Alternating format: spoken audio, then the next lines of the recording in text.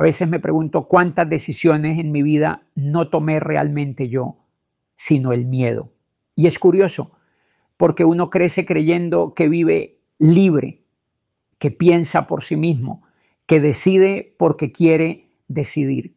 Pero cuando uno se sienta en silencio, sin el ruido del mundo, se da cuenta de que muchas de esas decisiones estaban teñidas por una sombra silenciosa que se sienta al lado de uno desde la infancia.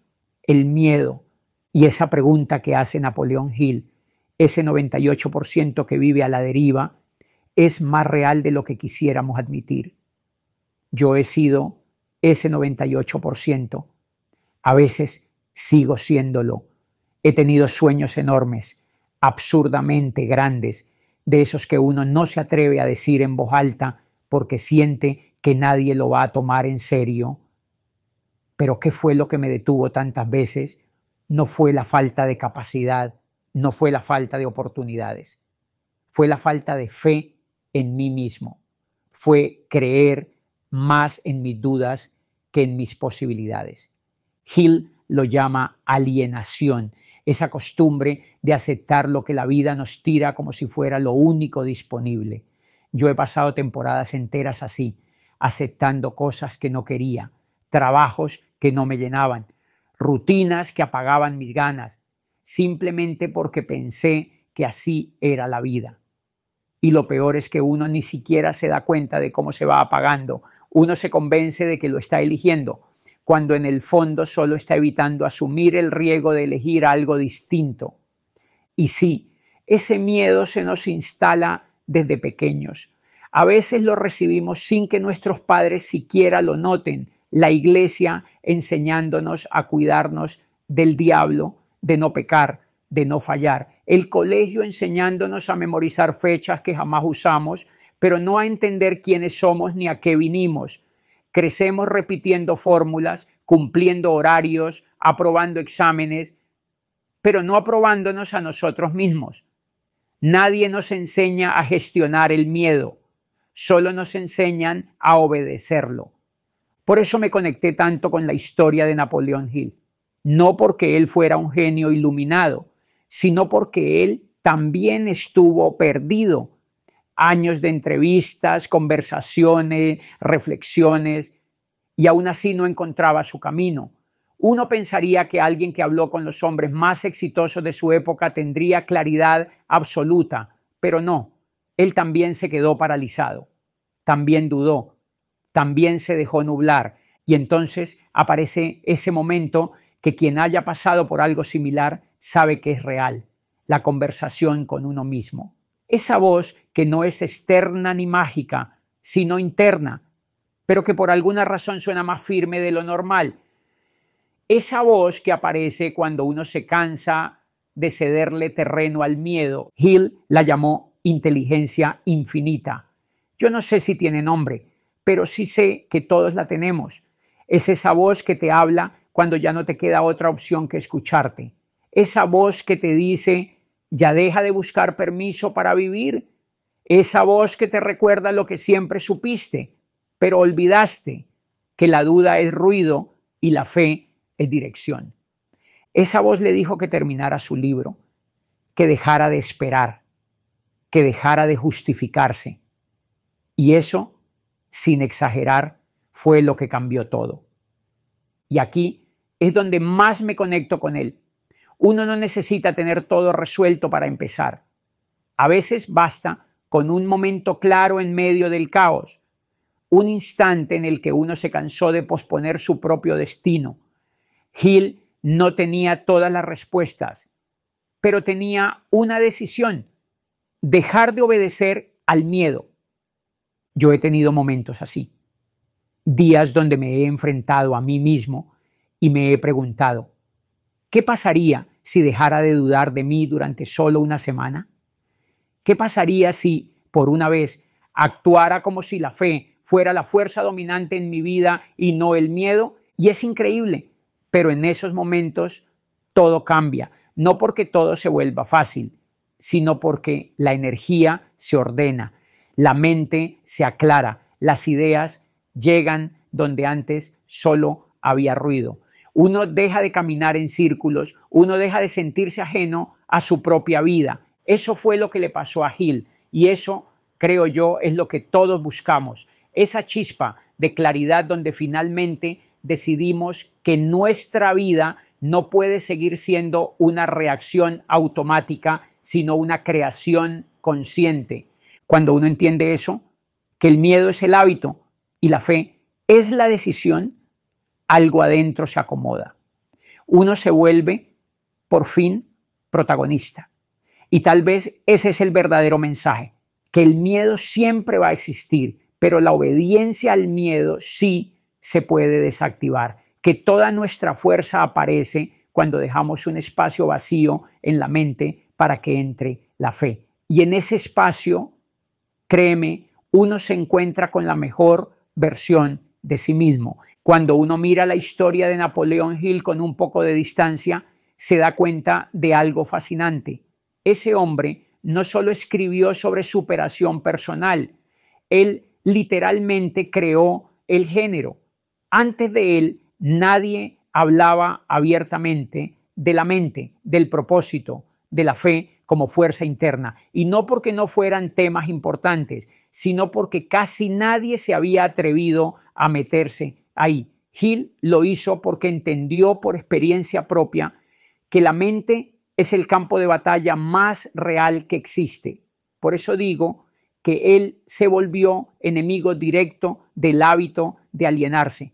Él sabía lo que se siente vivir a la deriva y sabía lo que se siente despertar. Y ahí es donde el mensaje se vuelve personal, porque Hill no lo dijo desde un pedestal. Lo dijo desde el barro, desde la incertidumbre, desde ese lugar donde uno se mira al espejo y no reconoce a la persona que está ahí porque sabe que está viviendo por debajo de lo que sueña.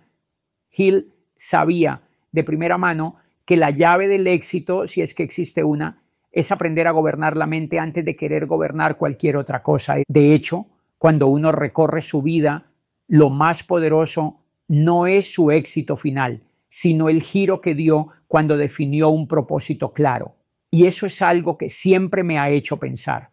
Uno puede tener talento, puede tener ganas, puede tener oportunidades, pero mientras no haya una dirección clara, todo eso se dispersa. Es como tener un río sin cauce, mucha agua, pero sin fuerza. Encontrar una meta, una verdadera meta, es casi un acto espiritual. No porque sea místico, sino porque es profundamente íntimo. No lo puede hacer tu papá, no lo puede hacer la escuela, no lo puede definir una religión, ni un jefe, ni un amigo. Y, sin embargo, muchos vivimos décadas esperando que alguien nos diga, tu camino es este. Hill entendió que nadie va a llegar con un mapa. El mapa toca dibujarlo uno y a veces a lápiz tembloroso. Y aquí viene algo que suena simple, pero no lo es. Incluso en las peores situaciones, todos, absolutamente todos, tenemos la posibilidad de elegir qué tipo de pensamiento vamos a cultivar, positivos o negativos. Esa elección es invisible, nadie la aplaude, nadie la registra, pero es la más determinante y no es una frase bonita para pegar en la pared, es una fuerza real. Piensa en la Gran Depresión, gente perdiendo casas, empresas quebrando, familias enteras viviendo al día. Ese era el contexto y aún así hubo personas que encontraron una manera de sostenerse en su propia fe interna.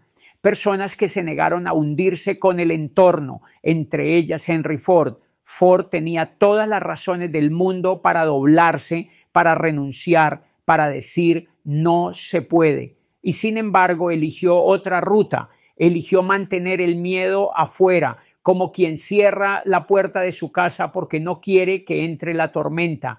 Y gracias a esa mentalidad, no al dinero, no a la suerte, no al momento histórico, es que creó la primera línea de ensamblaje, revolucionó la manufactura, democratizó el automóvil y cambió para siempre la forma en que se mueve el mundo. Su éxito no fue producto de un golpe de suerte. Fue producto de una mente disciplinada a pensar en lo que quería y no en lo que temía. Eso me lleva a lo mismo que decía Hill. El factor más importante del éxito está en eso que parece pequeño, pero no lo es. La forma en que piensas. Tú escoges si te alineas con la duda o con la fe. Tú escoges si te mueves desde el miedo o desde la claridad. Nadie lo escoge por ti. Y cuando combinas esa mentalidad positiva con un propósito claro, no uno prestado, no uno impuesto, sino uno que nace de adentro, te blindas de convertirte en un barco a la deriva. Te vuelves alguien que navega con intención, aunque el mar esté picado. Roosevelt es un ejemplo perfecto de eso. Cuando llegó a la presidencia, Estados Unidos estaba sumido en un miedo colectivo que era casi palpable. La gente no veía salida, no veía futuro, no veía luz. Roosevelt no solo llegó con un plan económico, llegó con un propósito: eliminar el miedo, cambiar la conversación nacional, sacar a la gente de la oscuridad mental antes de sacarla de la crisis económica. Y eso es liderazgo puro. Cuando uno tiene un propósito tan claro, la forma de pensar se convierte en una brújula. Y eso es lo que Hill quería que entendiéramos. Que en la vida no ganan siempre los más fuertes, los más ricos o los más inteligentes. Ganan los que protegen su mente como el activo más valioso que tienen. Ganan los que eligen pensar para adelante cuando todo empuja para atrás. Ganan los que saben que las circunstancias cambian, pero el propósito, cuando es verdadero, sostiene. El éxito, en cualquiera de sus formas, es una consecuencia de cómo piensas y hacia dónde apuntas. Y esas dos cosas, aunque no lo parezca, están completamente bajo tu control. Cuando Roosevelt dijo aquella frase, de lo único que debemos tener miedo es del miedo mismo, no estaba lanzando un eslogan político bonito, estaba describiendo una realidad que él veía a diario en la cara de millones de personas. Y lo impresionante es que no lo dijo como un consuelo barato, lo dijo como una estrategia. Era su plan, su arma, su norte. Sabía que si lograba mover la mente de la gente, el país entero se movería detrás. Y tuvo razón. Esa claridad le permitió tomar control de una nación que estaba al borde del colapso emocional y económico. Roosevelt entendió que la recuperación no empezaba en las fábricas, ni en los bancos, ni en Wall Street, empezaba en la mente de cada ciudadano que había perdido la esperanza. Por eso funcionó, porque un propósito claro, cuando se repite con convicción, termina convirtiéndose en un motor invisible que mueve incluso lo que parece inmovible. Y aquí es donde la frase siembras lo que cosechas deja de ser un refrán y se convierte en una ley de vida. Porque uno puede tener el discurso más hermoso, el plan más brillante, el sueño más grande, pero si no hay esfuerzo diario, si no hay disciplina, si no hay acción, nada florece. El pensamiento positivo no sirve de nada si no está acompañado por trabajo, constancia y propósito. Lo interesante es esto: en cuanto empiezas a pensar positivamente y a moverte en dirección a tus metas, el mundo se acomoda de formas que antes parecían imposibles. No porque las cosas mágicamente mejoren, sino porque tu mente deja de sabotearte. Y ahí es cuando descubres lo poderoso que es tener un propósito real, no uno prestado, no uno genérico, sino uno tuyo, uno que te despierta, uno que te ordena la vida. Y esta idea conecta con el siguiente punto: los hábitos. Nada define más un destino que los hábitos que uno practica todos los días. Y lo curioso es que no siempre lo notamos. Los malos hábitos no llegan con un anuncio, llegan en silencio, se cuelan, se repiten y cuando menos lo piensas ya forman parte de tu identidad. La gente es experta en inventarse excusas para justificar malos hábitos. Solo esta vez me lo merezco, no pasa nada, todo el mundo lo hace. Pero el peligro real aparece cuando ese solo hoy se convierte en rutina. Cuando beber alcohol, que antes era algo social ocasional, termina siendo una válvula de escape diaria. Cuando comer de más deja de ser un descuido y se vuelve parte del estilo de vida. Cuando dormir mal se vuelve normal. Cuando dejar todo para mañana se convierte en tu manera oficial de vivir. Eso es lo que Hill llamaba ritmo hipnótico. Un concepto muy acertado es como si los hábitos, buenos o malos, te hipnotizaran y te pusieran en piloto automático. Y lo más impresionante es que esta ley funciona para ambos lados. Puedes convertirte en víctima del hábito o en beneficiario del hábito. Todo depende de cuáles alimentes. Y claro, los malos hábitos son los que más rápido destruyen. Piensa en algo tan simple como la comida. La mayoría de dolores de cabeza, de cansancios innecesarios, de irritabilidad, de falta de claridad mental, viene de lo mismo. Comer lo que no debes cuando no debes o en la cantidad que no debes. Parece trivial, pero tu cuerpo está diseñado para gritarte cuando lo estás abusando y la mente es la primera en pagar el precio. La gente exitosa lo sabe, no porque sean perfectos, sino porque han aprendido que la vida no se controla desde las grandes decisiones esporádicas, sino desde las pequeñas decisiones diarias. Y por eso se rodean de personas con hábitos positivos, porque los hábitos, tanto los buenos como los malos, son contagiosos, se pegan, se heredan emocionalmente. Un grupo define el estándar y uno termina adoptando ese estándar sin darse cuenta. Mucha gente va por la vida aceptando condiciones mediocres simplemente porque las ven repetidas en su círculo social. Se acostumbran a la queja, al pesimismo, al no se puede, a la flojera disfrazada de humor. Y no es que esas personas sean malas, no es que no se dan cuenta de que están atrapadas en un ritmo hipnótico que nunca cuestionan. Pero luego aparece el otro tipo de persona, esa que decide no aceptar lo que le tocó. Andrew Carnegie, por ejemplo, mentor de Hill, un hombre que llegó a Estados Unidos sin nada, sin contactos, sin dinero, sin un destino asegurado, pero con un propósito tan claro que en vez de rodearse de gente como él, decidió rodearse de gente mejor que él, más sabia, más disciplinada, más ambiciosa, gente que lo obligara a crecer. Carnegie sabía algo que muchos se niegan a aceptar. Tu círculo define tu destino.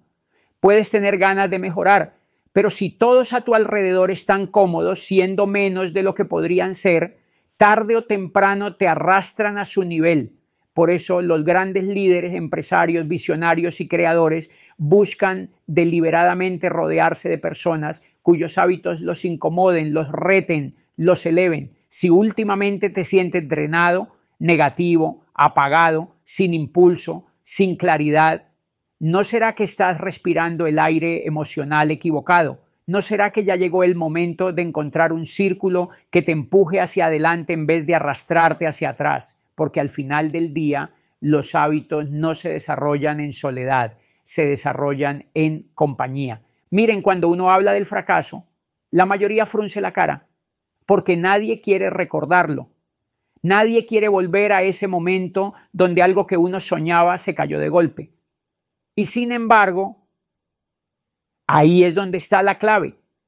Si alguno de ustedes ha perseguido un proyecto con toda el alma y de repente todo se vino abajo, es muy probable que hayan tomado eso como una señal de no era para mí.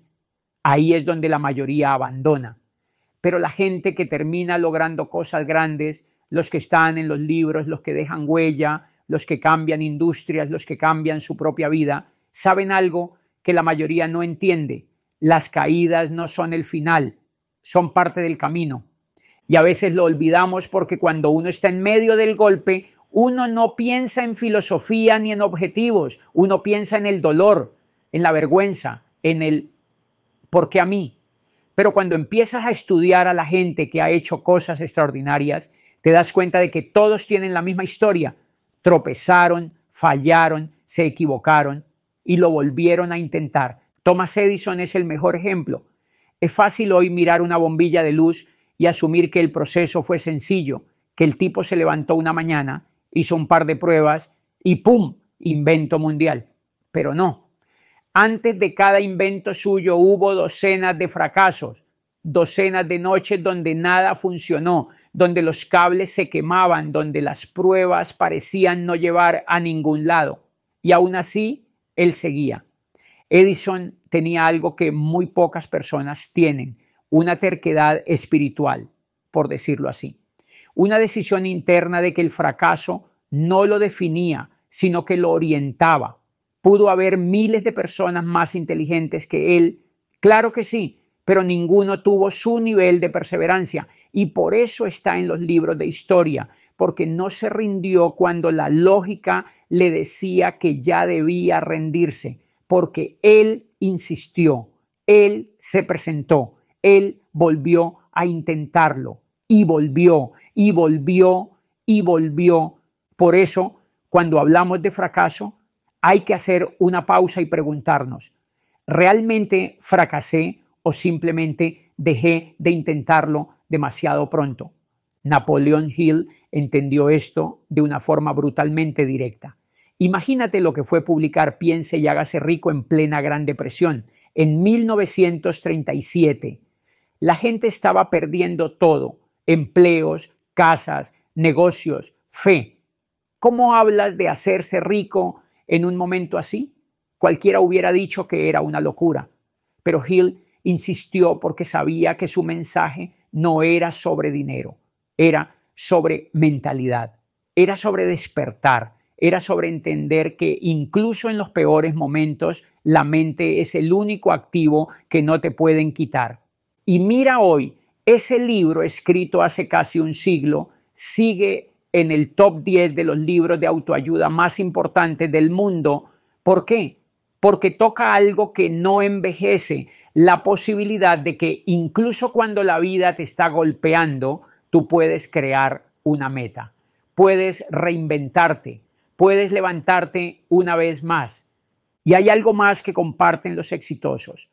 Ven el fracaso como una semilla que si la riegas con actitud, con paciencia, con aprendizaje, termina convirtiéndose en el árbol del éxito. Suena bonito, pero es real. Cada problema trae en su interior una solución. Cada caída trae un nuevo ángulo. Cada error trae un nivel de claridad que antes no tenías. Por eso es que el autor decía que el fracaso no es más que un estado mental temporal. Y cuando entiendes eso, te das cuenta de que la única forma de fracasar de verdad es renunciar. Y mira la historia de Julie Krohn. A ella le decían que jamás sería jockey, que no tenía oportunidad, que los dueños de los caballos no querían una mujer, que era imposible. Y ella, en vez de pelear contra esas opiniones, adoptó un mantra sencillo pero poderoso. Sigue presentándote. Eso era todo. No se complicó, no buscó una fórmula mágica, simplemente siguió apareciendo, siguió golpeando puertas, siguió insistiendo hasta que un día, por insistencia, por cansancio, por destino o por causalidad, la dejaron montar. Y desde ese día todo cambió. No solo se convirtió en jockey, se convirtió en campeona. Fue tan grande que el USA Today la nombró una de las mejores atletas de toda la historia y todo empezó porque no dejó que las voces externas definieran su capacidad, no dejó que el tú no puedes se volviera su verdad. Y eso me lleva a la reflexión final. Todos, absolutamente todos, tenemos dos voces internas. La primera es esa voz fuerte, firme, que te empuja a seguir luchando, aunque estés cansado. Esa voz que te recuerda que todavía tienes algo para dar. Esa voz que te dice, hazlo. Y la otra es la voz de la resignación. La que te dice, ¿para qué? Ya no más, no vale la pena, no funcionó. Las dos voces viven dentro de nosotros. Las dos se asoman. Las dos quieren ser escuchadas. Pero solo una te construye. Solo una te acerca a tus sueños. Solo una te mantiene vivo por dentro. La buena noticia es que tú puedes elegir cuál escuchar. Puedes elegir alimentar la voz positiva y dejar que la negativa se apague. Puedes elegir reconocer tus miedos sin dejar que te paralicen. Puedes elegir quedarte en el suelo o levantarte una vez más.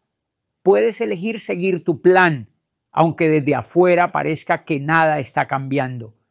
Porque cuando eliminas ese miedo que te detiene, cuando fortaleces tu actitud mental positiva, cuando vuelves a levantar tu propósito, cuando decides que un fracaso no te va a matar, ahí es cuando la vida cambia.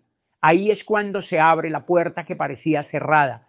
Ahí es cuando descubres que siempre estuviste mucho más cerca de tus sueños de lo que pensabas. Y entonces, sin darte cuenta, un día despiertas y lo que antes era un fracaso, ahora es parte de tu historia de éxito, una historia que solo tú podías escribir.